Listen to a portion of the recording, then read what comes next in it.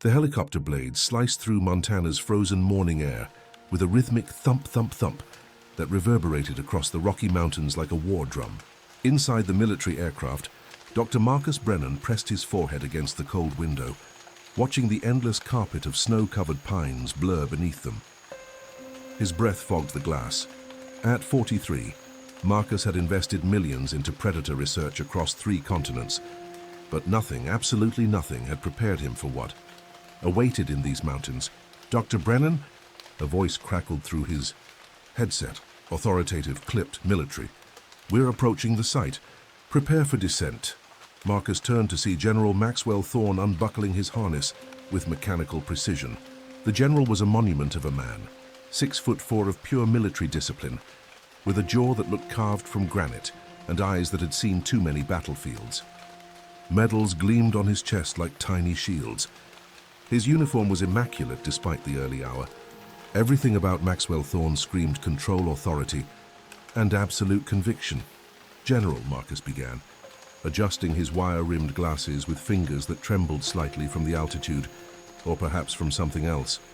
I need to understand exactly what we're dealing with here. The reports I received were inconsistent. Thorne's eyes, steel gray and utterly devoid of warmth, fixed on Marcus with the intensity of a sniper's scope. What we're dealing with, Doctor, is a 7-foot abomination that has terrorized this region for 18 months. It's killed livestock, destroyed property, and 3 weeks ago, his jaw clenched, a muscle twitching beneath the skin. 3 weeks ago, it massacred 7 tourists at Clearwater campsite. Good people, families. Marcus felt his stomach tighten. Massacred is a strong word, General. The preliminary reports I saw mentioned injuries, but 7 people hospitalized with severe lacerations, broken bones, and psychological trauma that will take years to overcome, Thorne interrupted, his voice dropping to something dangerous. 1 man, a father of 3, is still missing. We found his torn jacket and blood. Lots of blood. That's strong enough for you, Doctor? The helicopter banked sharply, and Marcus gripped his seat. Through the window, he could see it now. The Clearwater campsite clearing. Even from this height, the destruction was visible. Torn tents flapping in the wind like flags of surrender. Overturned vehicles. And surrounding it all, a perimeter of yellow police tape that looked absurdly fragile against the vast wilderness. The media's calling it the Grey Wolf Terror, said Lieutenant Sarah Chen, the helicopter pilot, her voice crackling through the headset. She was younger than Marcus expected, maybe early 30s, with sharp eyes and steady hands on the controls. Local news has been running the story non-stop. People are scared, Doctor. Really scared. As they descended, Marcus could see the crowd gathering at the campsite's edge. Hundreds of people. Farmers in thick jackets clutching hunting rifles like security blankets. Local politicians in expensive coats, gesturing dramatically for the cameras. News crews with their satellite vans and boom microphones. And everywhere signs. Hand-painted, professionally printed, spray-painted on bed sheets, all saying the same thing in variations. Kill the monster demon wolf. Protect our children. Grey Wolf. Death One sign, larger than the others, showed a crude drawing of a massive wolf with blood dripping from its fangs. The word freak was written across it in letters 2 feet tall. The helicopter touched down with a jolt that rattled Marcus's teeth. Immediately, the sounds hit him. A wall of noise that the aircraft's insulation had mercifully blocked. Shouting, chanting, the mechanical clicks of dozens of cameras. Somewhere a child was crying. Stay close to me, Thorne ordered as the side door slid open with a pneumatic hiss. These people are angry, and they're looking for someone to blame. Don't give them a reason. Marcus stepped out into chaos. The cold hit him first, a bone-deep chill that made his eyes water and his lungs burn. But the cold was nothing compared to the atmosphere of raw, primal fear and rage that permeated the crowd. He could taste it in the air, thick as smoke. General Thorne. General Thorne! A reporter shoved a microphone forward, nearly hitting Marcus in the face. She was young, ambitious, with perfectly styled blonde hair that somehow remained immaculate despite the wind. Channel 7 News. Can you confirm reports that the grey wolf is a genetic mutation? Some experts are saying it might be a hybrid species, possibly aggressive due to... The only thing I'm confirming, Thorne said, his voice cutting through the noise like a blade. is that we're putting this animal down today by any means necessary." The crowd erupted in cheers. Marcus felt physically sick. A burly man in a plaid jacket and dirt-stained jeans pushed through the police line. His face was weathered from years of outdoor work, deep lines carved around his mouth and eyes. "About damn time," he shouted. "That thing killed 6 of my cattle last month. Tore 'em apart!" "I got kids, General, kids. What if that monster comes for them next?" "Your concerns are valid, Mr. Harrison," Thorne replied, and Marcus noted how the General seemed to transform for the crowd, his voice softer, more paternal. "That's exactly why we're here. To end this threat permanently." "General," another voice called out. This one belonged to a woman in her 50s, wearing a mayor's sash and an expression of grim determination. Mayor Patricia Winters. If Marcus remembered the briefing correctly, the town council has authorized a $50,000 bounty for Grey Wolf, dead or alive. "We want this monster eliminated and we want proof." $50,000. Marcus's mind reeled. That kind of money would bring every trigger-happy hunter within 5 states flooding into these mountains. "Madam Mayor," Marcus interjected, stepping forward despite Thorne's warning glare. "Perhaps we should investigate more thoroughly before making such drastic—" "And who the hell are you?" Harrison interrupted, his eyes narrowing with suspicion and barely contained hostility. "Dr. Marcus Brennan. I'm a biologist specializing in large predator behavior. I've studied wolves, bears, and big cats across—" "A city scientist," Harrison spat literally, a glob of brown tobacco juice hitting the snow near Marcus's boot. "Come to tell us simple folk that the monster eating our livestock is just misunderstood, right? That we should protect it? Study it?" His voice dripped with contempt. "I'm saying we should understand what we're dealing with before we execute it," Marcus replied, trying to keep his voice steady, professional. "Every predator I've studied operates according to specific behavioral patterns. If Grey Wolf is attacking humans, there's a reason. Territory defense, protecting cubs, or it's a freak of nature," Thorne interjected coldly. "An aberration. Some things don't need understanding, Doctor. They need elimination." A roar of approval from the crowd. Marcus felt the weight of hundreds of hostile eyes boring into him. General Thorne, a ranger in a green uniform, pushed through the crowd, breathing heavily. Tom Garrison, according to his name tag. He was a veteran. Marcus could tell from the way he carried himself, the slight limp favoring his left leg, the haunted look in his eyes that spoke of things seen and never forgotten. "Sir, we've got fresh tracks, big ones. The wolf passed through here less than 4 hours ago, heading northwest towards Silver Ridge." Thorne's expression transformed into something predatory. "How fresh?" "Snow's barely settled in the prints, sir. If we move now, we can intercept before it reaches the high country." "Mobilize teams Alpha through Delta," Thorne ordered, his voice snapping with command authority. "Thermal imaging. Tranquilizer protocol first, but all teams authorized for lethal force if necessary. I want this animal captured or killed before sundown. Lieutenant Chen, get that bird ready for pursuit. Harrison, gather your hunters. You're coming with us." The crowd erupted again, this time with savage excitement. Farmers and hunters rushed to their trucks, engines roaring to life. The news crews scrambled for their vehicles, not wanting to miss the climactic moment. Marcus grabbed Thorne's arm. "General, please. Give me 24 hours to review the evidence. Something isn't right about this. The pattern of attacks, the behavior reports, it doesn't match standard wolf predation. If we could just—" Thorne looked down at Marcus's hand on his arm, then slowly, deliberately back up to his face. "Dr. Brennan, you're here as a consultant. A favor to your investors who have connections in Washington. But make no mistake, this is a military operation now, and I'm in command. If you want to tag along and take notes for your research, fine. But if you try to interfere—" He left the threat hanging in the frozen air between them. Marcus released his arm, hands trembling now with more than cold. "I'm coming. But not to watch an execution. To find the truth." "The truth," Thorne said, turning away, "is that monsters exist, Doctor. And sometimes the kindest thing we can do is put them down." As the general strode toward his command vehicle, Ranger Garrison approached Marcus. Up close, the man looked older than his probable 45 years. Deep lines etched his face, and his hand shook slightly as he lit a cigarette. "You really think you can change his mind?" Garrison asked quietly, his voice rough as gravel. "I have to try," Marcus replied. "Have you seen Grey Wolf personally?" Garrison took a long drag, smoke curling into the frigid air. 3 times. First time was 2 years ago. Saw it from a distance, thought my eyes were playing tricks. No wolf should be that big.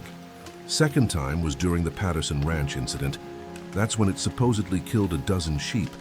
I got there first, before the news crews turned it into a circus. And Garrison's eyes grew distant. The sheep weren't killed by wolf, Doctor. They were poisoned. I found the bait scattered around, disguised in grain. Grey wolf was there, yeah, but it was dragging the dead ones away from the water source. Like it was trying to... He trailed off, shaking his head. Doesn't matter what I think. Nobody wants to hear it. Marcus felt his pulse quicken. And the third time? Last month. Found old Henry Mitchum collapsed on a trail having a heart attack. Grey wolf was lying next to him, keeping him warm. When I approached, the wolf just looked at me. Didn't attack, didn't run. Just looked at me like it was saying help him.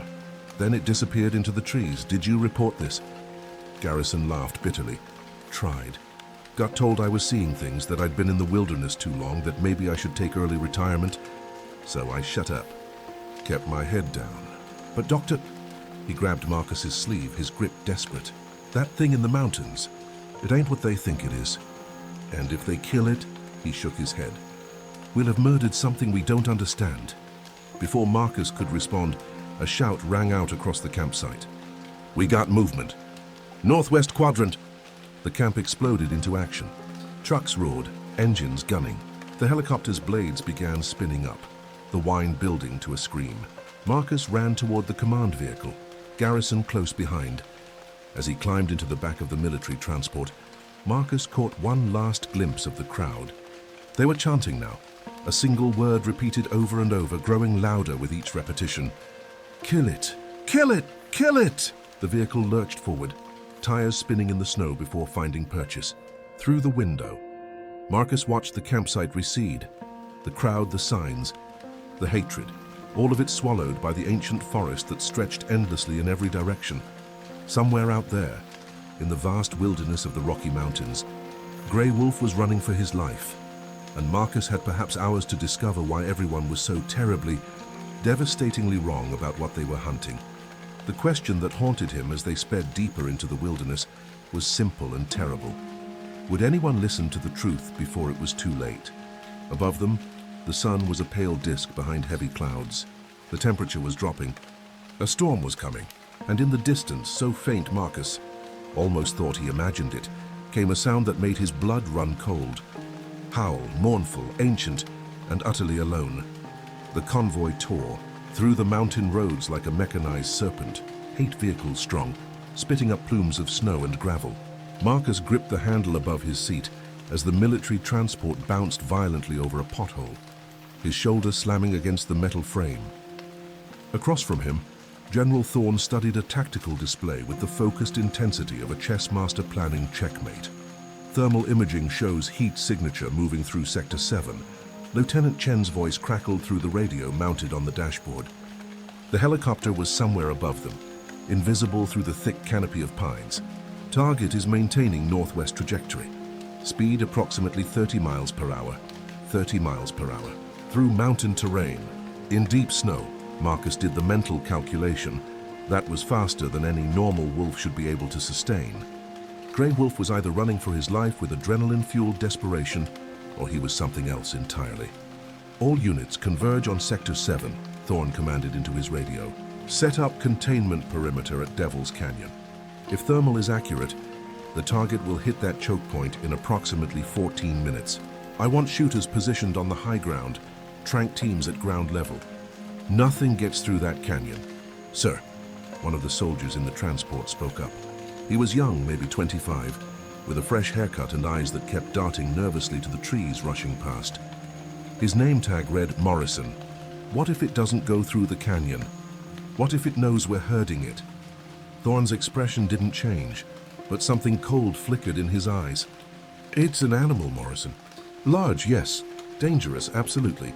But it's still just an animal operating on instinct. It will take the path of least resistance, and that path leads straight into our trap. Marcus wanted to argue, to point out that everything Ranger Garrison had told him suggested Grey Wolf was far more intelligent than a normal predator. But the words died in his throat. as the convoy skidded around a hairpin turn, and he glimpsed something through the trees, a flash of silver gray, massive, moving, with fluid grace that seemed to defy the laws of physics. "There," Marcus shouted, pressing his face against the cold window. "I saw it!" Left side about 200 yards out. The convoy erupted into controlled chaos. Radio squawked. Engines roared as drivers pushed their vehicles faster. Through the window, Marcus caught another glimpse. Just a shadow, really, but large enough to make his breath catch. Grey Wolf was running parallel to the road, weaving between trees that would have slowed any normal animal. But he moved like smoke, like water, like something that existed between the physical world and myth. And then Marcus saw something that made his blood run cold. Grey Wolf wasn't running away from them. He was leading them somewhere. "General," Marcus said urgently, "we need to stop. This doesn't—" The radio exploded with static, then a voice screaming, "Jesus Christ, it's right on top of us. It's—" The transmission cut off with a sickening crunch. "That was Team Bravo," Thorne said, his voice tight but controlled. They were setting up the eastern perimeter. "All units, report status. Now silence." Then, one by one, the teams checked in. "Everyone except Bravo. Team Delta moving to Bravo's last known position," a voice reported. "ETA 3 minutes." The convoy screeched to a halt at a wide clearing. Marcus barely had time to register where they were before Thorne was out of the vehicle, rifle in hand, barking orders. Soldiers deployed with military precision, forming a defensive perimeter. The helicopter appeared overhead, its spotlight cutting through the growing twilight like a searchlight from heaven. Marcus climbed out on shaking legs. The cold hit him harder now. The temperature had dropped at least 10 degrees in the last hour. His breath came out in thick clouds. The sun was setting behind the mountains, painting the sky in shades of blood orange and deep purple. "Dr. Brennan." Ranger Garrison jogged over, his face pale. "For you need to see this. Now." Marcus followed him to a cluster of rangers standing around something on the ground. As he approached, they parted reluctantly, their expressions a mixture of confusion and fear. Team Bravo's equipment lay scattered in the snow. Radio, GPS unit, rifles, tactical gear, all of it carefully placed in a neat line, completely undamaged. But no people. "Where are they?" Marcus asked, though part of him didn't want to know the answer. "There." Garrison pointed to a trail of footprints leading away from the clearing. Human footprints running. "They're alive, Doctor." Grey Wolf didn't touch them. He just scared them off. Marcus knelt down, examining the scene more carefully. The equipment wasn't just undamaged, it was deliberately arranged. The radios were positioned in a row, antennas pointing the same direction. The rifles were laid out with their safeties engaged. This wasn't the aftermath of an attack. This was a message. "He's telling us to leave," Marcus whispered. "What did you say?" Thorne's voice came from directly behind him, sharp as a blade. Marcus stood, turning to face the general. "Look at this, sir. Really look at it." Grey Wolf had these men at his mercy. He could have killed them. Instead, he disarmed them non-violently and sent them away. He's trying to avoid conflict, not cause it. Thorne's jaw clenched so hard Marcus could hear his teeth grind. "Or he's playing with us. Psychological warfare. I've seen it before, Doctor. Insurgents in Afghanistan used to do the same thing. Let some men go to spread fear, make the rest of us paranoid and sloppy. You're comparing an animal to human insurgents. I'm comparing intelligent behavior to intelligent behavior." Thorne snapped, his composure finally cracking. "You want to know why I'm so determined to kill this thing? Let me tell you about my nephew, Derek. 3 years ago, he went into these mountains for a hunting trip. Week later, we found what was left of him in a ravine. Medical examiner said the trauma was consistent with a large predator attack. And you know what we found at the scene?" Marcus waited, dreading the answer. "Gray fur. Saliva samples that matched canine DNA, but with markers we'd never seen before. And prints, massive prints all around the body." Thorne's voice dropped to something dangerous. "That thing murdered my sister's son, and I stood at his funeral and promised her I'd get justice. So don't you dare tell me about avoiding conflict." "General Thorne," a new voice interrupted. A man in an expensive outdoor jacket approached, smartphone in hand, projecting an aura of wealth and authority. He was in his 50s, with perfectly styled silver hair and a smile that didn't reach his calculating eyes. "Victor Mendoza, CEO of GeneTech Pharmaceuticals." "We spoke on the phone." Thorne's expression shifted to professional courtesy. Mr. Mendoza, I wasn't expecting you personally. When I heard you'd located the specimen, I had to come see for myself. Mendoza's eyes gleamed with barely concealed avarice. The genetic research potential here is extraordinary. A wolf displaying unprecedented size and intelligence? The applications for human medicine alone could be worth billions. GeneTech is prepared to offer substantial compensation for the body, intact preferably. The body? Marcus felt sick.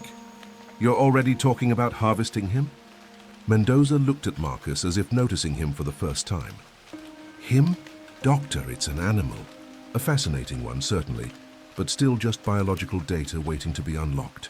Don't tell me you're one of those sentimental researchers who anthropomorphizes their subjects.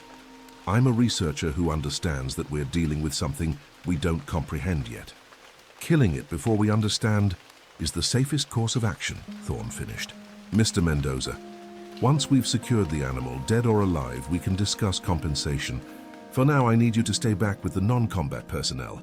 The radio crackled again. General Team Delta reporting. We found Team Bravo. They're fine, sir. Shaken up but unharmed. They say the wolf appeared out of nowhere, knocked their weapons away with its head and then just stared at them. One of them tried to grab a sidearm and the wolf growled once. Just once and they ran. Thorne grabbed the radio. Did they track where it went? Negative, sir. It vanished. But sir, there's something else. We found markings. On the trees, like it carved them with its claws. Markings? Marcus interjected. What kind of markings? Looks like circles. No, wait. They're connected. Like a path or a map, maybe. I don't know, sir. It's weird. Marcus felt electricity shoot through his nervous system. General, I need to see those markings now. For once, Thorne didn't argue. Perhaps he sensed that Marcus knew something important. The convoy remobilized, racing toward Team Delta's coordinates. Marcus's mind was spinning. Wolves didn't create maps. They didn't arrange equipment deliberately. They didn't show mercy to enemies. Everything about Grey Wolf's behavior was wrong for a predator, or rather perfectly right for something else entirely. They arrived at Team Delta's position just as full darkness fell. The soldiers had set up portable floodlights, illuminating a stand of ancient pines. And there, carved into the bark of 3 trees in a rough triangle formation, were the marks. Marcus approached slowly, his breath catching. They weren't random scratches. They were deliberate, precise. Each mark was about 6 inches long, carved with what must have been incredible force. And Garrison was right, they formed a pattern, a series of lines connecting points, with one mark larger than the others positioned at the center. It's a map, Marcus breathed. He's showing us something, or warning us away from something, Garrison added quietly, standing beside him with a flashlight. Marcus traced the pattern with his finger, careful not to touch the bark. The central mark, his eyes widened. He pulled out his GPS unit, checking their coordinates, then looking at the topographic map on his tablet. General, these marks correspond to actual geographic locations. This central one, it's marking Silver Lake. That's about 8 miles northwest of here. So what? Thorne demanded. It's probably his den. All the more reason to move in. No, Marcus said firmly. Think about it. Why would a predator trying to evade us mark his own den location? He's leading us there for a reason. A trap, Thorne concluded, or a plea for help. The 2 men stared at each other in the harsh glare of the floodlights. Around them, soldiers waited, weapons ready, their faces showing the strain of hunting something that seemed to be always one step ahead, always watching. Sir, Lieutenant Chen's voice crackled urgently over the radio. Thermal imaging showing multiple heat signatures at Silver Lake. Not just the target, there are more, smaller. Could be cubs, sir. There's a whole pack there. The pieces clicked into place in Marcus's mind with horrible clarity. He's not a rogue predator. He's a father. He's protecting his family. Thorne's expression hardened. Then we're dealing with an even more dangerous situation. A predator protecting its young will be twice as aggressive, twice as unpredictable. We move now, full force. If there's a pack, we eliminate the threat entirely before they spread. You can't be serious, Marcus grabbed Thorne's arm, no longer caring about military protocol or professional courtesy. You're talking about genocide. exterminating an entire family based on fear and misunderstanding. I'm talking about protecting human lives. Thorne shook off Marcus's grip. Every predator we leave alive is a potential threat to every person in this region. My responsibility is to the living, breathing people who elected me to keep them safe, not to some oversized wolf that might or might not be innocent. The evidence is conflicting and incomplete, Thorne interrupted. What's not conflicting is the body count. 7 hospitalized tourists, missing persons, destroyed property. Whether Grey Wolf did those things or not, the public perception is that he's dangerous. And in situations like this, Doctor, perception is reality. If I don't act decisively, someone else will. At least this way it's controlled. It's quick. It's merciful. There's nothing merciful about executing innocence. And there's nothing innocent about a 7-foot predator. Thorne roared, his composure finally shattering completely.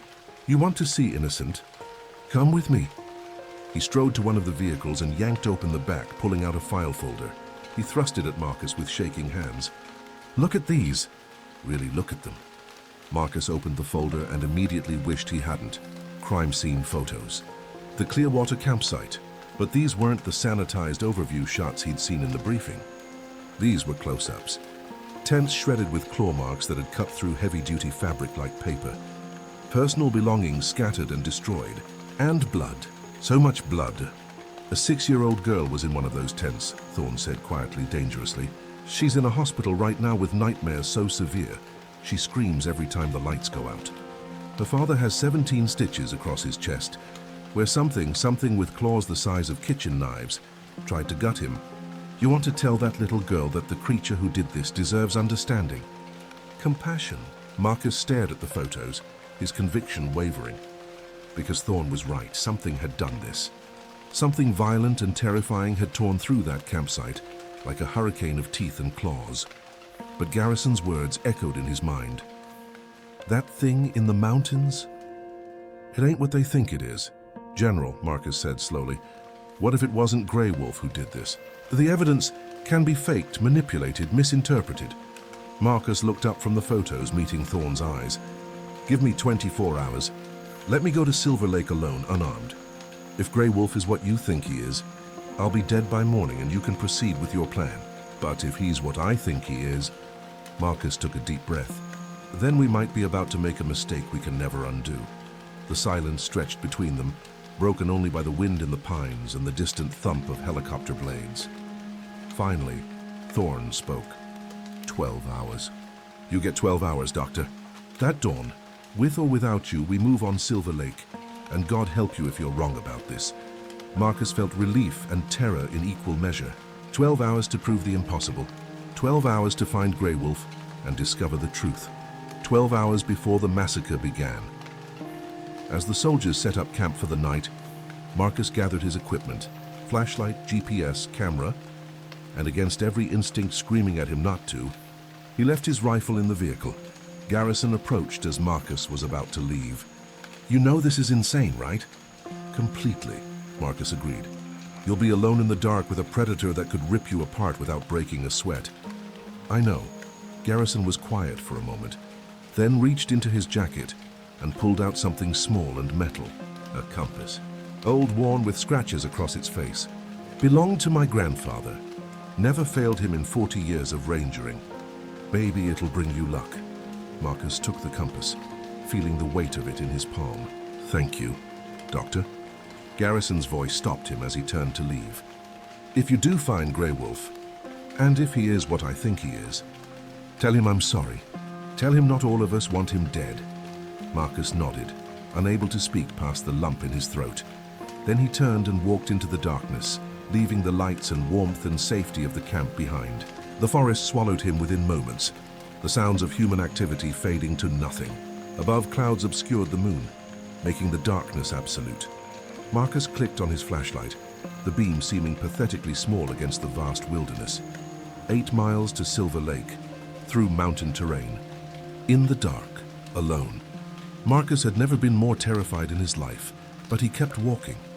Somewhere ahead, Grey Wolf was waiting. And Marcus had to believe, had to hope, that the monster everyone feared was actually the hero nobody wanted to see. The question was, Would Grey Wolf give him a chance to prove it?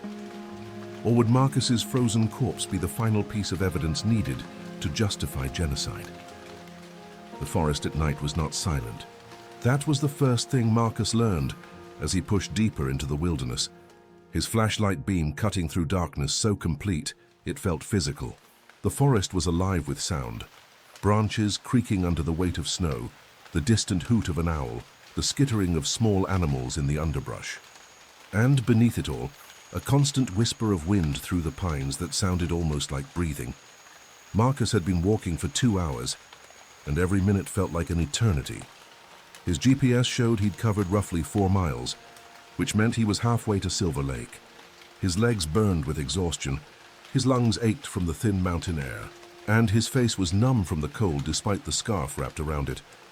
But he kept moving, driven by something he couldn't quite name. Desperation, curiosity, or perhaps the simple, terrible knowledge that if he turned back now, an entire family would be slaughtered at dawn. The beam of his flashlight caught something on a tree trunk up ahead. Marcus approached cautiously, his heart hammering. More claw marks, deep gouges in the bark still fresh, but these weren't random. They were deliberate, forming an arrow pointing northwest. Towards Silver Lake. "You're watching me," Marcus said aloud, his voice sounding unnaturally loud in the stillness. "Aren't you?" "You know I'm coming," no response. Just the wind and the whisper of snow falling through the branches.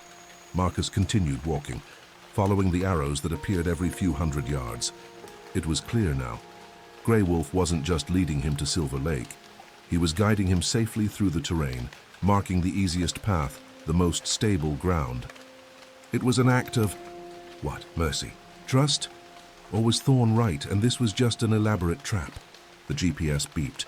3 miles to destination. Marcus checked his watch. 3:47 a.m. He had roughly 5 hours until dawn when Thorn would mobilize his forces. 5 hours to find answers, to understand the truth, to somehow stop what was coming. His foot broke through a patch of ice-crusted snow, and he stumbled, catching himself against a tree. The rough bark scraped his palm through his glove. For a moment, Marcus just stood there, breathing hard, fear and exhaustion threatening to overwhelm him. What the hell was he doing? He was a scientist, a researcher who worked in labs and gave presentations at conferences. He wasn't some wilderness survivalist or animal whisperer. He had no business being out here alone in the dark, tracking a creature that terrified trained soldiers. But then he remembered the photos. Not the ones Thorn had shown him, the sanitized clinical images meant to justify violence. He remembered the photos Garrison had slipped him when no one was looking. Old Henry Mitchum, the man Grey Wolf had kept warm during his heart attack. The child Grey Wolf had apparently guarded when she wandered from her campsite. The cattle that showed clear signs of poison, not predation. Grey Wolf wasn't a monster. He was being framed. Marcus pushed away from the tree and kept walking. The terrain began to change. The pines gave way to more open ground, and Marcus could hear the sound of water. Not the rushing of a river, but the gentle lap of lake water against a shore. He was close. He switched off his flashlight. The darkness that enveloped him was absolute, primordial. Marcus stood perfectly still, letting his eyes adjust. Slowly, incrementally, shapes began to emerge. The jagged silhouette of mountains against the slightly less dark sky. The reflection of starlight on water ahead. And between him and the lake, movement. Marcus's breath caught in his throat. Something massive was moving through the trees, 40 yards ahead. He could see it only in fragments. A flash of silver-gray fur, the glint of eyes catching ambient light. The suggestion of size that made his lizard brain scream at him to run, to hide, to do anything except stand there exposed and vulnerable. The movement stopped. Marcus knew with absolute certainty that Grey Wolf was looking directly at him. "I'm not here to hurt you," Marcus called out, surprised by how steady his voice sounded. "I'm here to help. To understand, please. I just need to see you, to know the truth." For a long moment, nothing happened. Then, slowly, deliberately, the massive shape began to move forward, toward him. Every instinct Marcus possessed screamed at him to run. His legs trembled with the effort of staying still. His heart hammered so hard he could feel it in his throat. But he remained rooted to the spot, hands at his sides, making himself as non-threatening as possible.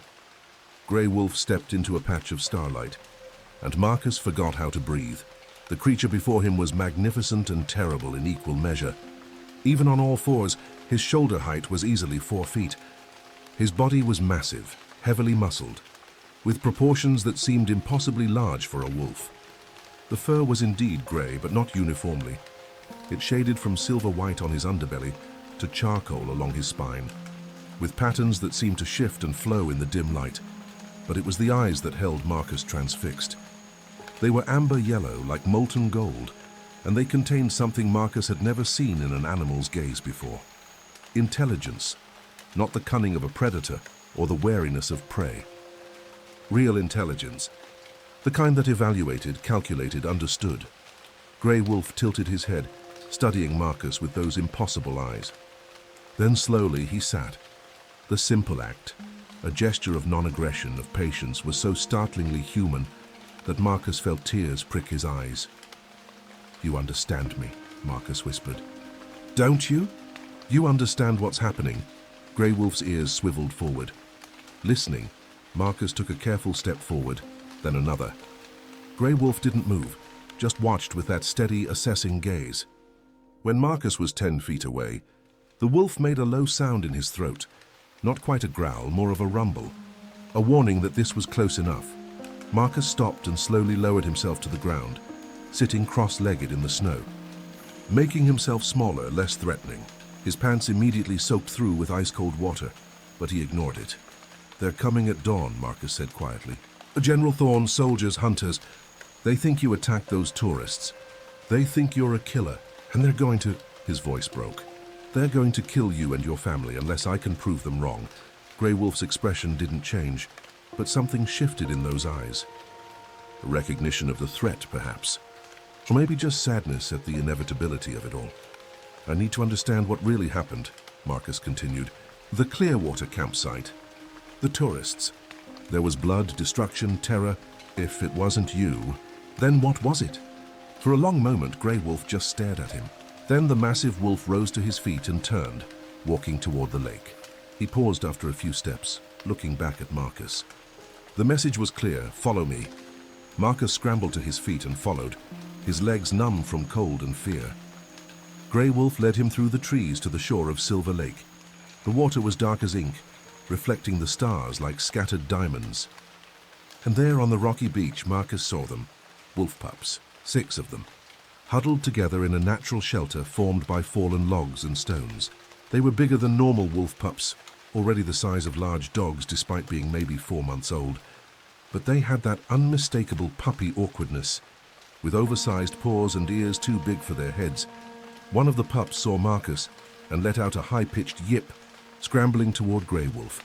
The massive wolf lowered his head, nuzzling the pup gently. The other pups emerged, tumbling over each other in their excitement to reach their father. Marcus felt his throat tighten. This was what Grey Wolf had been protecting. His children, but there was something else. As Marcus's eyes adjusted to the darkness, he saw more figures near the den. Adult wolves, yes, but also... His eyes widened. A doe injured, lying peacefully near the entrance. A raccoon with a bandaged paw. Even what looked like a young fox, sleeping curled against one of the pups. "You're not just protecting your family," Marcus breathed.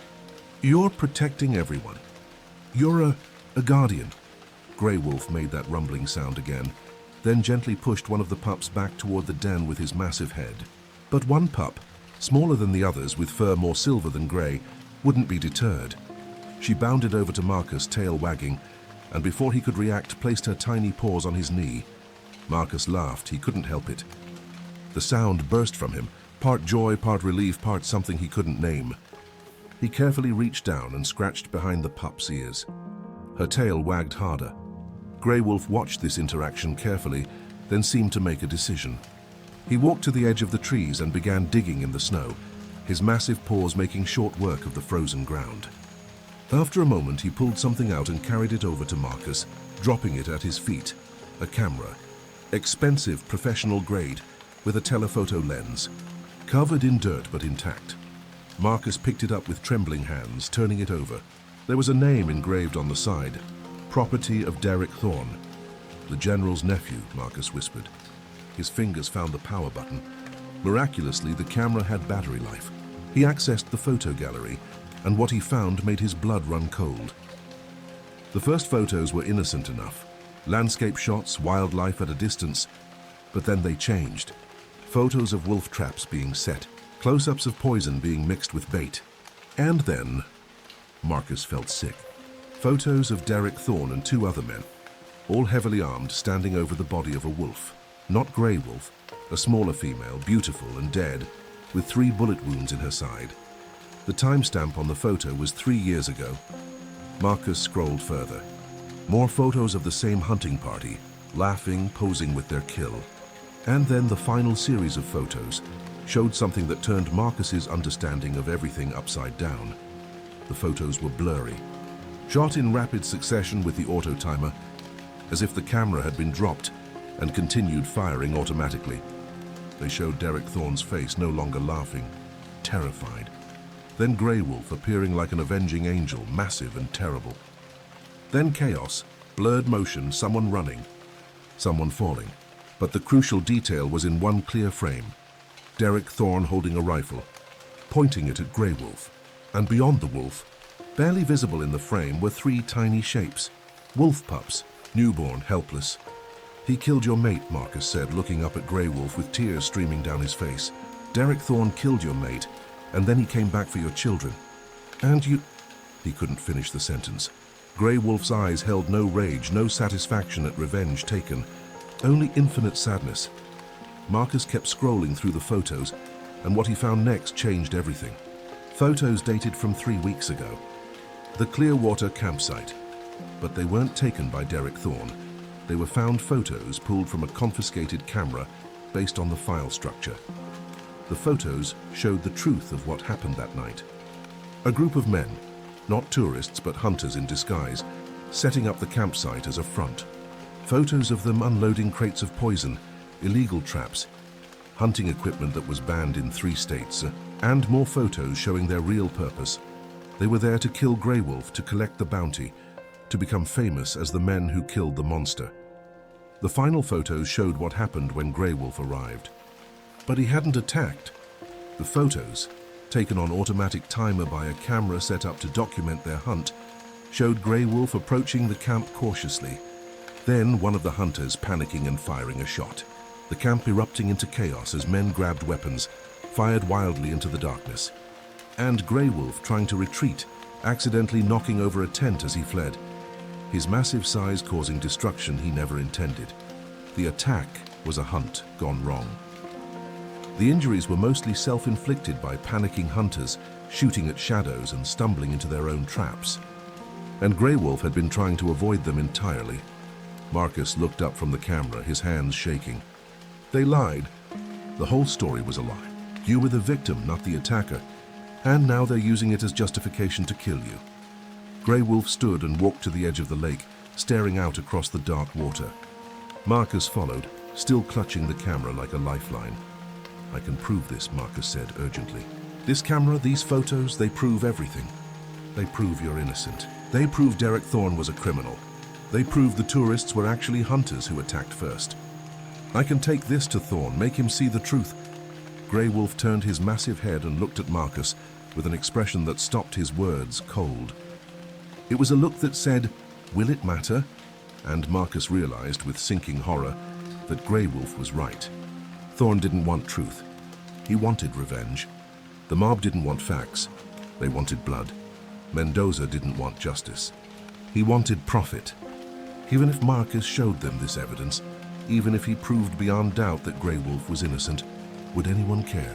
"I have to try," Marcus said, his voice breaking. "I can't just let them kill you. You saved lives. You protected the innocent. You're what humans are supposed to be and so often aren't. I won't let them destroy that." Grey Wolf held his gaze for a long moment, then did something that Marcus would remember for the rest of his life. The massive wolf walked forward, closing the distance between them, and gently pressed his forehead against Marcus's chest. Just for a moment, a gesture of trust, of gratitude, of goodbye. Then he pulled back, turned, and walked toward his pups. He gathered them with gentle pushes of his head, herding them into the den.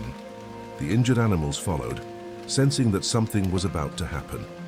"What are you doing?" Marcus asked, fear creeping into his voice. Grey Wolf looked back at him one more time and Marcus understood. Grey Wolf was preparing for the worst, making sure his family was hidden, protected.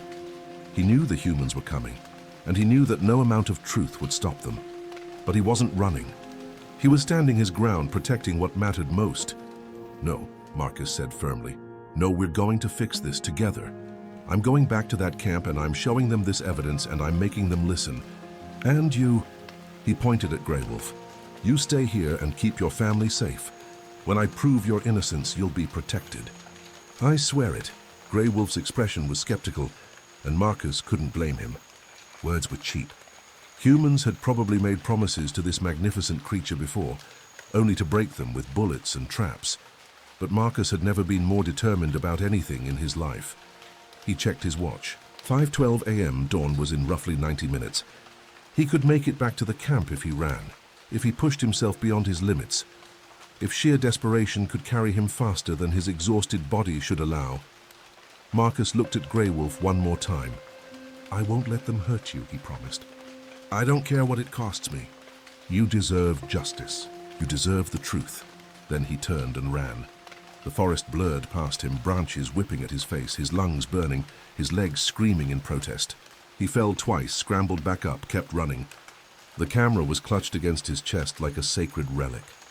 Because that's what it was, the only thing that could save Grey Wolf's life. 4 miles had never seemed so far.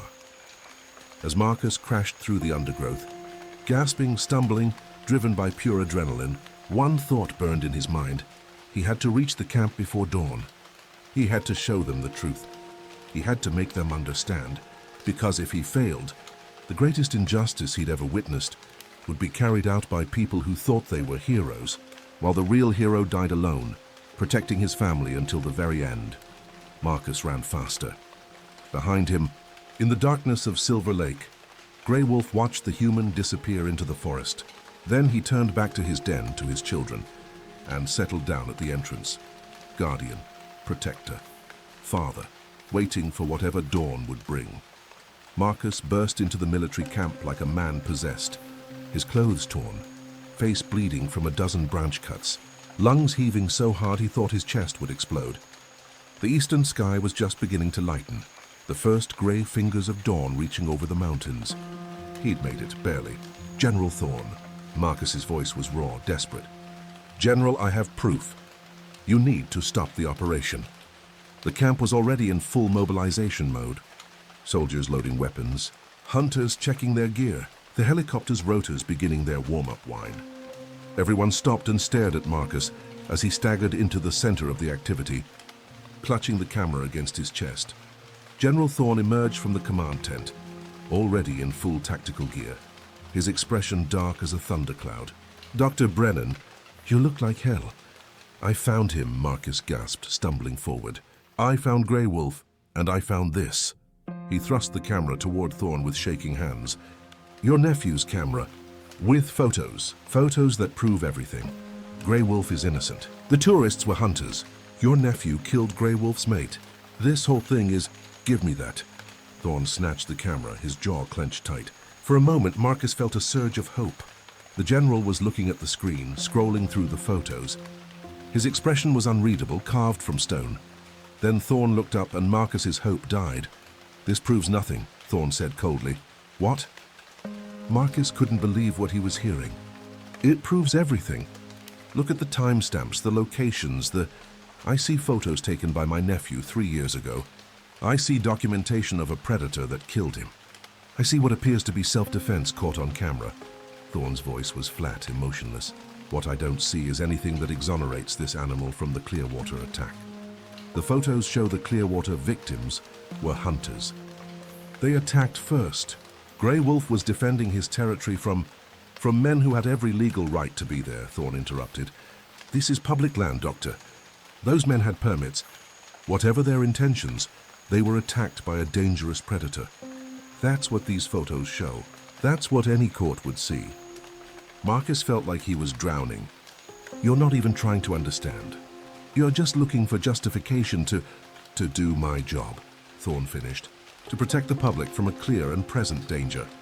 Dr. Brennan, I appreciate your dedication to your research, but sentiment doesn't change facts.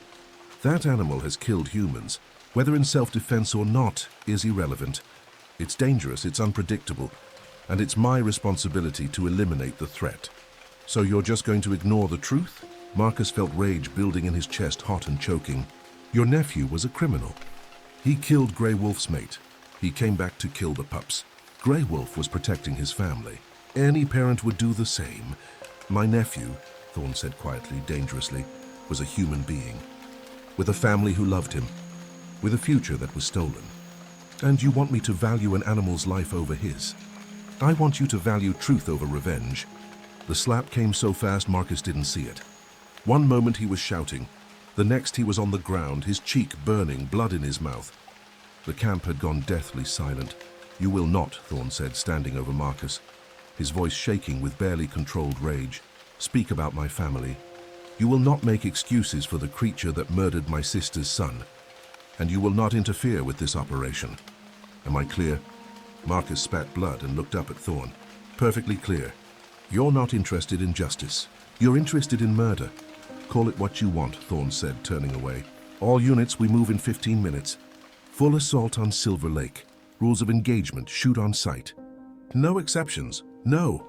Marcus scrambled to his feet, but two soldiers grabbed his arms, holding him back. You can't. There are pups there. Children. You're going to massacre an entire family. Sergeant Morrison, Thorne called out. Escort Dr. Brennan to a vehicle and ensure he stays there. If he attempts to interfere with the operation, place him under arrest. Sir, yes, sir. Morrison, the young soldier from yesterday, grabbed Marcus roughly. Pulling him toward one of the transports, Marcus struggled, fighting against the grip, but he was exhausted, injured, and Morrison was trained for this. You're making a mistake, Marcus shouted at Thorne's retreating back. History will remember this. You're executing innocents. Thorne didn't turn around, didn't acknowledge the words, just kept walking toward the helicopter. Morrison shoved Marcus into the back of a transport and stood guard at the door. Sorry, Doc, he muttered. Just following orders. Marcus sat there, hands trembling, mind racing. He had failed. Despite finding the truth, despite risking everything, despite proof in hand, he had failed. Grey Wolf and his family were going to die, and there was nothing he could do to stop it, or was there? His eyes fell on Morrison's radio, clipped to his belt. If Marcus could just... Hey, Morrison, Marcus said quietly. Can I ask you something? The young soldier glanced back warily. What? Do you have kids? Morrison's expression softened slightly. A daughter. 2 years old, why? Because Grey Wolf has kids too. 6 of them. They're just pups. Innocent. And in about 10 minutes, they're going to die because their father protected them from people who wanted to kill them. Does that sound like justice to you? Morrison's jaw tightened. It's not my place to question orders. Maybe it should be. Marcus leaned forward. I'm not asking you to disobey. I'm asking you to think. To imagine if it was your daughter, would you want someone to show her mercy? Or would you want her judged by people who'd already decided she was guilty? Morrison was quiet for a long moment. Then, without a word, he stepped away from the transport and walked toward the command tent, ostensibly to get coffee. Marcus didn't waste the opportunity. He grabbed Morrison's radio and ran. He made it maybe 50 yards before shouts erupted behind him. But 50 yards was enough. He keyed the radio, broadcasting on all frequencies. Attention all units. This is Dr. Marcus Brennan. I am ordering an immediate halt to all operations. Under federal wildlife protection protocols, I am declaring Grey Wolf and his pack as specimens of unprecedented scientific value. Any harm to them is a federal offense. It was complete bullshit. Marcus had no such authority, but he was gambling that most of the soldiers and hunters wouldn't know that the confusion would buy Grey Wolf a few precious minutes to run, to hide, to... The radio was ripped from his hands. Thorne's face was purple with rage. You just made the biggest mistake of your life, Doctor. Thorne turned to his men. Ignore that order. All units proceed as planned. And someone get this son of a bitch in restraints. Marcus was tackled by 3 soldiers, face first into the snow. His arms were wrenched behind his back, zip ties cutting into his wrists. But as they hauled him up, he saw something that made his blood freeze. The helicopter was already lifting off. and streaming behind it, a convoy of vehicles, armed hunters hanging from the sides, weapons gleaming in the dawn light. The mob had finally gotten what it wanted, a hunt. "You're going to regret this," Marcus said quietly as they dragged him back to the transport. Thorne leaned in close, his breath hot on Marcus's face. "The only thing I regret is not putting that animal down 3 years ago, but I'm correcting that mistake right now." 20 minutes later, the attack began. Marcus couldn't see it, locked in the transport with guards watching his every move. But he could hear it. The helicopter circling overhead, the crack of rifles, the shouts of men calling out positions and coordinates, and worst of all, the sound that made his heart shatter into pieces, the desperate, haunting howl of Grey Wolf. Not a howl of aggression, a howl of grief. Through the transport's small window, Marcus saw the nightmare unfold. Soldiers rappelling from the helicopter, surrounding Silver Lake. Hunters moving in with their weapons raised. And there, at the center of it all, Grey Wolf. He wasn't running. He was standing at the entrance to his den, massive and defiant, placing himself between his children and the approaching mob. Even from this distance, Marcus could see the wolf's eyes, those intelligent, sorrowful golden eyes, scanning the threat, calculating impossible odds. "Take the shot," someone shouted. "Negative!" Thorne's voice crackled over the radio speakers in the transport. "I want it alive. I want that animal to know what's coming before it dies." They fired tranquilizer darts. Not one, not two, but a dozen at least. Grey Wolf staggered, trying to stay upright, trying to maintain his guard over the den. But the chemicals were too much. His legs buckled. He collapsed into the snow, his massive body falling like a toppled monument. The hunters cheered. Marcus pressed his face against the window, tears streaming down his face. No. Soldiers moved in immediately, throwing a net over Grey Wolf's unconscious form. It took 8 men to drag him away from the den. They pulled him into the center of the clearing. This magnificent creature, who had done nothing but protect his family, and left him there displayed like a trophy. Then Mendoza appeared, the CEO in his expensive jacket, looking like he'd just won the lottery.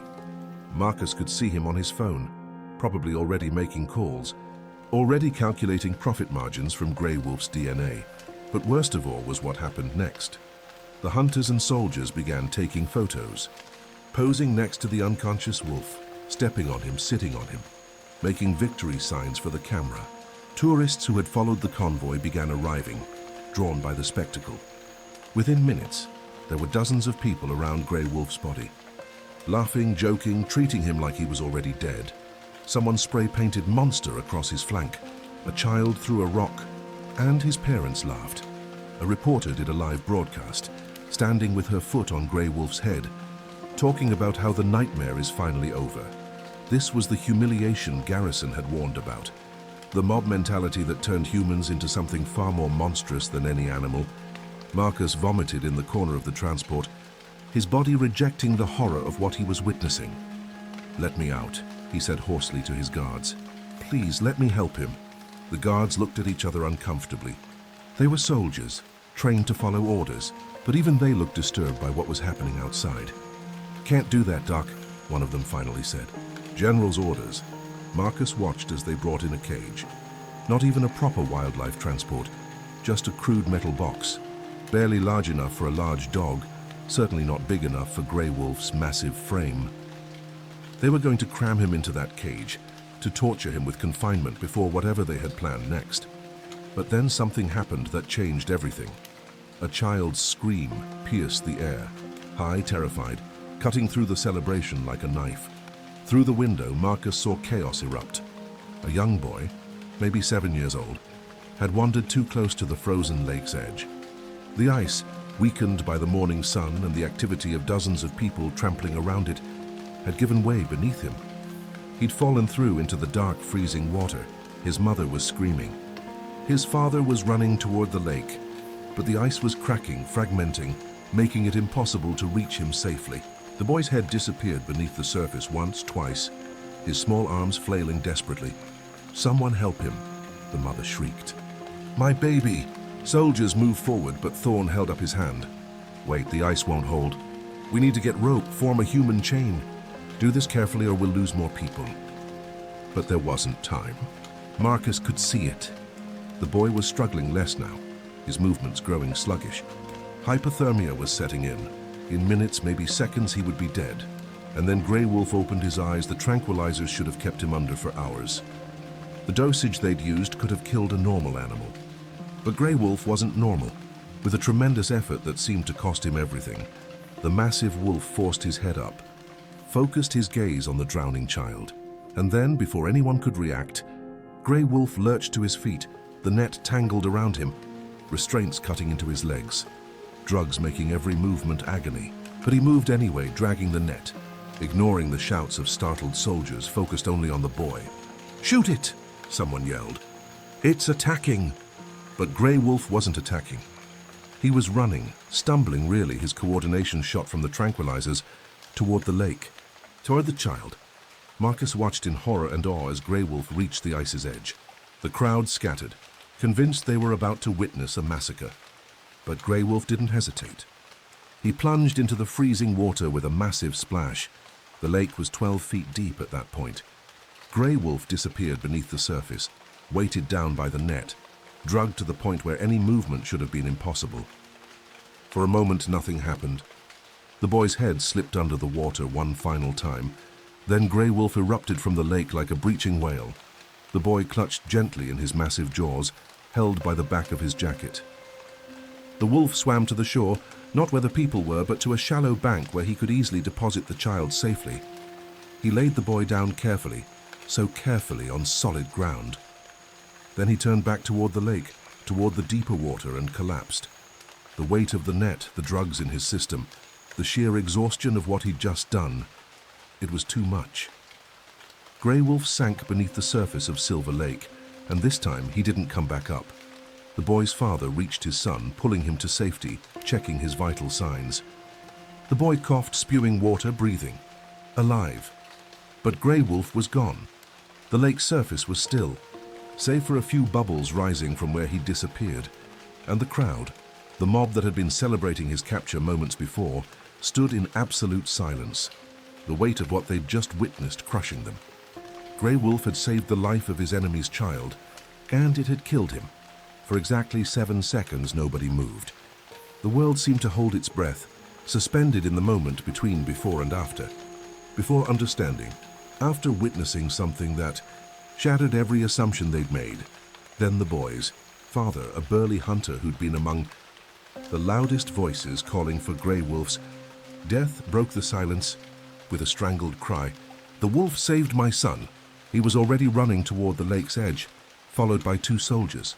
They dove into the frigid water without hesitation, disappearing beneath the surface. The crowd surged forward, no longer a mob but a mass of horrified humans suddenly aware of what they'd done. Marcus fought against his restraints, screaming at his guards.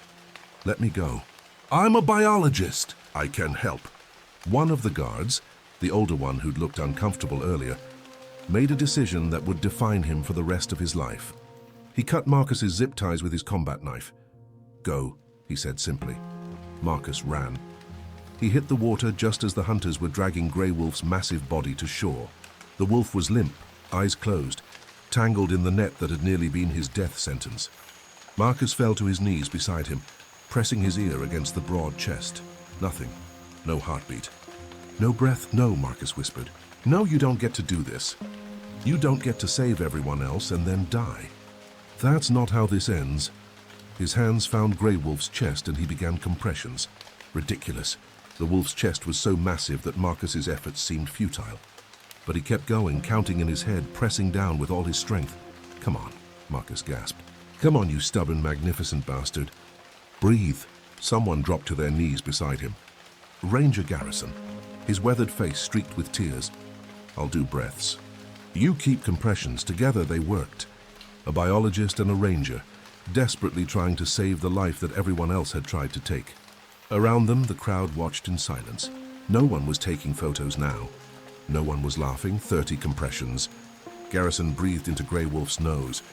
30 more compressions. Another breath. "It's not working," Marcus sobbed. "He's gone. We killed him. We killed a hero and called him a monster. Then we bring him back," Garrison said fiercely. "We bring him back and we make this right." General Thorne pushed through the crowd, his face ashen.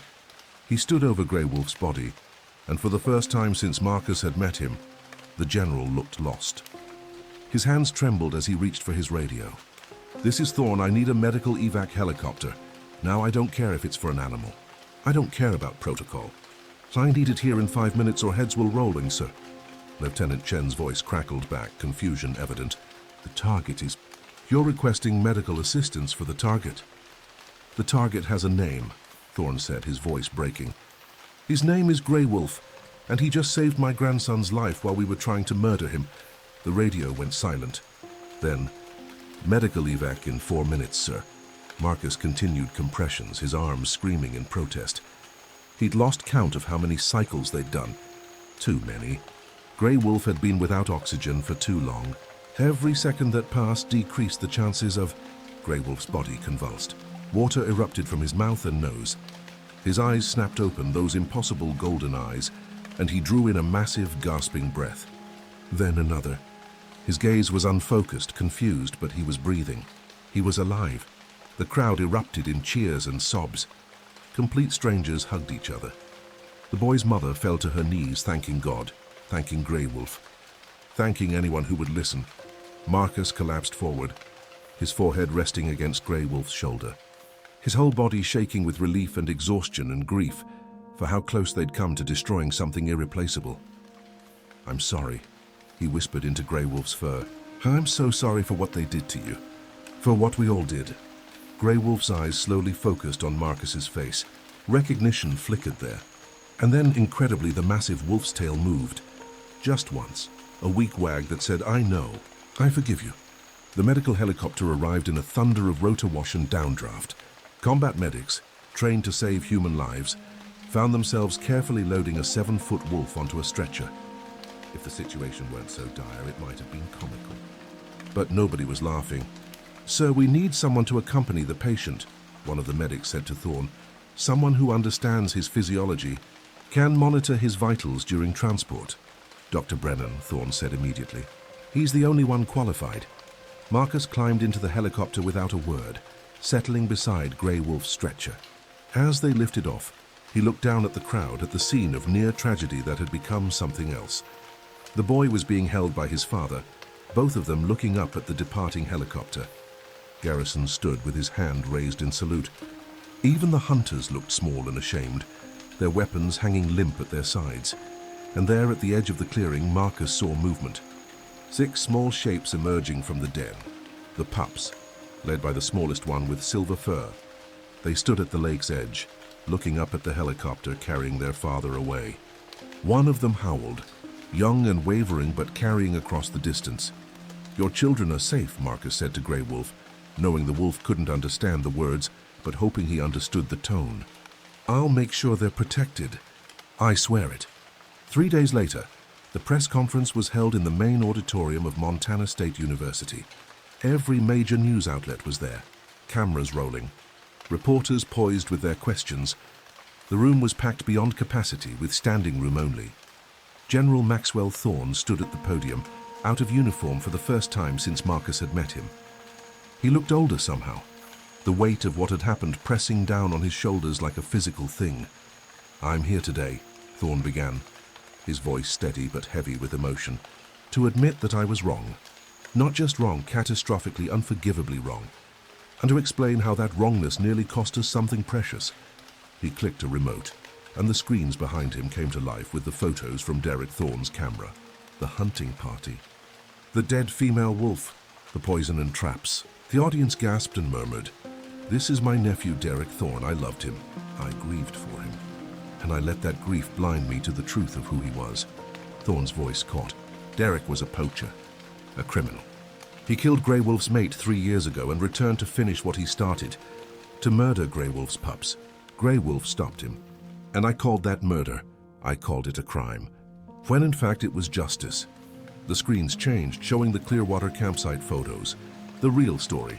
Hunters disguised as tourists, setting illegal traps, carrying banned weapons. The Clearwater massacre was a lie, Thorne continued. Those weren't tourists. They were hunters after the bounty. They attacked Grey Wolf's territory first. They panicked and injured themselves fleeing. And we took their word as gospel because it fit the narrative we wanted to believe. That grey wolf was a monster, that he deserved death. More photos. These ones taken by members of the crowd. The humiliating images of grey wolf unconscious, spray-painted, stepped on, mocked. This is what we did to an innocent being. This is how we treat those we don't understand. We called him a freak of nature, a demon, an aberration. And then, while we were destroying him, he saved the life of a 7-year-old boy. My grandson. He saved the child of the man who'd been hunting him. And it nearly killed him. Thorne's voice broke completely. He gripped the podium, struggling for composure. In the front row, Marcus watched, his own eyes burning with unshed tears. I stood at my nephew's funeral 3 years ago, Thorne said quietly, and I promised vengeance. I pursued that vengeance with every resource at my disposal. And in doing so, I became the monster I thought I was hunting. The difference between Grey Wolf and me is simple. He killed to protect his family. I tried to kill him to satisfy my pride. He looked directly into the cameras, to the people of Montana, to the nation watching this, and most importantly, to Grey Wolf himself if he could somehow understand. I am profoundly, deeply sorry. We failed you. We failed ourselves. We failed every principle of justice and compassion that we claim to hold dear. Thorne stepped back from the podium. Dr. Marcus Brennan, who risked everything, his career, his safety, his life, to defend Grey Wolf when no one else would, will now present the scientific findings and recommendations going forward. Marcus took the podium, his hands shaking slightly. He'd spent 72 hours at the veterinary hospital where Grey Wolf was recovering, documenting everything, building an airtight case for protection. Grey Wolf isn't just a large animal, Marcus began. He represents an evolutionary leap we're only beginning to understand. His intelligence isn't just instinctive, it's cognitive, problem-solving, empathetic. In my 30 years studying predators, I've never encountered anything like him. He showed brain scans, behavioral analyses, genetic markers that didn't match any known wolf subspecies. The scientific evidence was overwhelming. But more than that, Marcus said, his voice strengthening, Grey Wolf showed us something we desperately needed to see. He showed us mercy when we showed him none. He saved a life when we tried to take his. He forgave when we couldn't even apologize. If that's not intelligence, if that's not worthy of our highest protection and respect, then we need to redefine what those words mean. The press conference continued for 2 hours. Questions were answered. Victor Mendoza's company was revealed to have funded the Clearwater hunters, hoping to acquire Grey Wolf's body for genetic research, a scandal that would destroy his career. The $50,000 bounty was not only revoked, but replaced with a $500,000 fine for anyone who harmed Grey Wolf or his family. But the most important moment came at the very end, when a reporter asked the question everyone was thinking. Dr. Brennan, where is Grey Wolf now? Will he survive? Marcus allowed himself a small smile. He's recovering at a secure veterinary facility. The hypothermia and tranquilizer overdose did significant damage, but Grey Wolf is strong.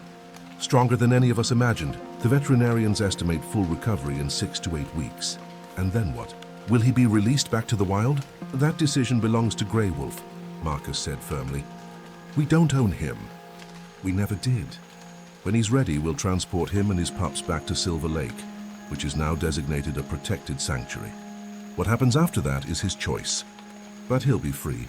Finally, truly free. 8 weeks later, Marcus stood at the edge of Silver Lake in the pre-dawn darkness. The veterinary transport truck was parked nearby, its back doors open. Inside the specially designed enclosure, Grey Wolf waited. He'd made a full recovery, though he now bore scars from his ordeal, physical and otherwise. But his eyes were the same, intelligent, aware, forgiving, ready. Marcus asked softly. Grey Wolf's ears pricked forward. Yes. Marcus opened the enclosure door and stepped back. Grey Wolf emerged slowly, testing his surroundings, breathing in the familiar sense of his home territory. His pups, now significantly larger, nearly 3/4 his size, emerged from the den where they'd been protected and fed by a rotating team of wildlife experts. The reunion was everything Marcus had hoped for. The pups swarmed their father, yipping and playing, pawing at him with joy. Grey Wolf stood patiently, letting them climb on him, nuzzling each one in turn. The smallest pup, the silver-furred one who'd approached Marcus that first night, stood on her hind legs and licked her father's face.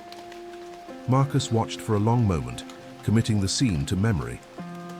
Then he turned to leave, to give them their privacy, their freedom. Dr. Brennan, Marcus turned. General Thorne stood at the tree line, also watching the reunion. He'd come every day during Grey Wolf's recovery, standing vigil like a penitent. The two men had barely spoken since the press conference. General, Marcus acknowledged. I wanted you to know, Thorne said quietly, that I've resigned my commission. Effective immediately. What I did, there's no coming back from that. Not for me. You admitted your mistake, Marcus said. Publicly. That took courage. Courage would have been listening to you in the first place. Thorne was quiet for a moment. My grandson, Jake, asks about Grey Wolf every day. Wants to know if he's okay. Draws pictures of him. His therapist says it's healthy. Processing the trauma by focusing on the positive. The boy doesn't understand why everyone was trying to hurt the wolf who saved him. Children often see clearer than adults, Marcus observed. They do.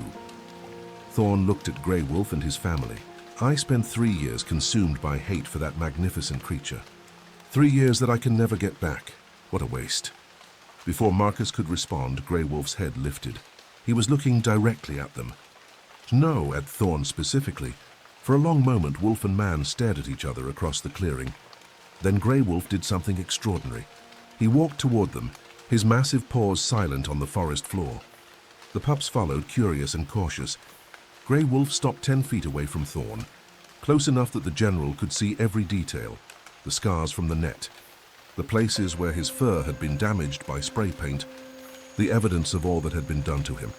Thorne dropped to his knees, tears streaming down his face. I'm sorry, he whispered, for everything. For your mate, for hunting you, for nearly killing you. I'm sorry. Grey Wolf regarded him for another long moment. Then, in a gesture that Marcus knew he would never forget as long as he lived, Grey Wolf stepped forward and gently touched his nose to Thorne's forehead. Just for a second. A gesture of forgiveness, of peace. Then the massive wolf turned and walked back to his family, gathering his pups, and disappeared into the forest. Thorne remained on his knees, sobbing openly. Marcus put a hand on the general's shoulder. He forgave you, Marcus said softly. Now you have to forgive yourself. 6 months later, Marcus stood in his university office looking at the framed photo on his wall. It showed Grey Wolf standing on a cliff at sunset, his magnificent form silhouetted against the dying light. The photo had been taken by a remote camera Marcus had set up. He never approached Grey Wolf's territory now, respecting the boundary between observer and observed. There was a knock on his door. A young woman entered, a graduate student with eager eyes and a stack of papers. Professor Brennan, I'm here about the opening in your research group. I want to study Grey Wolf and his pack, not to exploit them, but to learn from them, to understand what they can teach us about intelligence, family, forgiveness. Marcus smiled. Tell me why you want to do this work. Because someone needs to tell their story, she said simply. The real story. Not the monster myth, but the truth. That Grey Wolf and his family are survivors, protectors, heroes who never wanted that title, and that we almost destroyed them because we were too afraid to see past our own prejudice. When can you start? Marcus asked. As the student left, clutching her acceptance letter, Marcus returned to the window. Somewhere out there in the vast wilderness of the Rocky Mountains, Grey Wolf ran free with his family, protected now, understood, at least by some, still wary of humans as he had every right to be, but alive, thriving, the freak of nature who'd saved lives and changed minds, and proved that the real monsters are often the ones who look in the mirror and see only righteousness. Marcus's phone buzzed. A message from Garrison. Trailcam picked up Grey Wolf teaching his pups to fish. Thought you'd want to know. Attached was a video, grainy but clear enough. Grey Wolf standing in a stream, his pups watching intently as he demonstrated how to catch salmon. Patient, gentle. A father teaching his children how to survive in a world that had tried to end them. Marcus watched the video 3 times, then saved it to his archive. Someday when the world was ready, he'd share it. Another piece of evidence that intelligence and compassion aren't uniquely human traits, that we have as much to learn from the wild as it has to fear from us. The sun was setting over the campus. painting the sky in shades of gold and crimson. Marcus closed his laptop and headed home, leaving his office dark behind him. In the wilderness, Grey Wolf lifted his head and howled, not in mourning or warning, but in pure joy. His family was safe. His territory was protected. He had survived the worst that humanity could throw at him and emerged not broken but stronger. The howl echoed across the mountains, carrying for miles a sound of victory and life and indomitable will. And in that moment, Grey Wolf wasn't a freak or a monster or even a hero. He was simply what he'd always been: a father, a protector, and a reminder that sometimes the ones we call demons are the ones trying to save us from ourselves. If this story touched your heart, subscribe to this channel and hit the notification bell so you never miss another chapter of Grey Wolf's journey. Leave a comment below sharing your thoughts on redemption and second chances. Your engagement helps us bring more powerful stories like this to life. Thank you for watching.